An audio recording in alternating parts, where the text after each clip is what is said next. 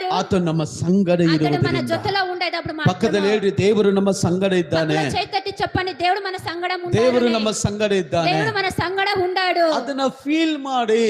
అతను ఫీల్ ಏನೋ చేయండి. ಒಂದು ಪಾಸ್ಟರ್ ಹೇಳ್ತಾರಂತ ಹೇಳ್ಬಿಟ್ಟು ಹೋಗ್ಬೇಡ್ರಿ. పాస్టర్ గారు ఏమో చెప్పి పోతారని పోవద్దండి. ಪ್ರತಿದಿನ ದೇವರು ನನ್ನ ಸಂಗಡ ಇದ್ದಾನ ಇಲ್ವಾ ಫೀಲ್ ಮಾಡಿ. ప్రతిదినము దేవుడు మన జೊತೆలో ఉండారా లేదని ఒక ఫీల్ కండి. ಹಲ್ಲೆಲೂಯಾ. హల్లెలూయా. ಅಲ್ಪನಾದ ಮನುಷ್ಯರನ್ನ అల్పమైన మనుషులని ಉಪಯೋಗಿಸುತ್ತಾನೆ. ఉపయోగిస్తారు. ಮತ್ತಾಯ ಸುವಾರ್ತೆ 4:19 ವಾಕ್ಯ. మత్తయి సువార్త 4:19 ಆಗಲೇ ನಾನು వచనంలో ಹೇಳ್ದೆ, అప్పుడే నేను చెప్తున్నా, ಇವರು ಬೆಸ್ತರು, వీళ్ళు బెస్తలు, ಇವರು ಮೀನು ಹಿಡಿಯುವರು, వీళ్ళు చేపలు పట్టేవాళ్ళు, ಇವರು ದುರ್ವಾಸನೆ ಉಳ್ಳವರು, వీళ్ళు దుర్వాసన ఉండేవాళ్ళు, ಅವರು ಗಲಿಲೇಯದವರು, వాళ్ళు గలిలయ వాళ్ళు. ಇವರಿಂದ ಏನು ಬರಲ್ಲ, వీళ్ళని ఇంకా ఏమీ అయ్యలేదు. ಇವರು ಓದು ಬರ ಗೊತ್ತಿಲ್ಲ, వీరికి ఓదేది రాసేది ಇವರಿಗೆ వచ్చేది, ಜ್ಞಾನ ಅನ್ನೋದು ಇಲ್ಲ, వీరికి జ్ఞానం అనేదే లేదు. ಇವರಿಗೆ ಏನಂತ ಗೊತ್ತು, ಇವರು ಎಸ್ಪೋರ್ಟ್ ಯಾವ್ದು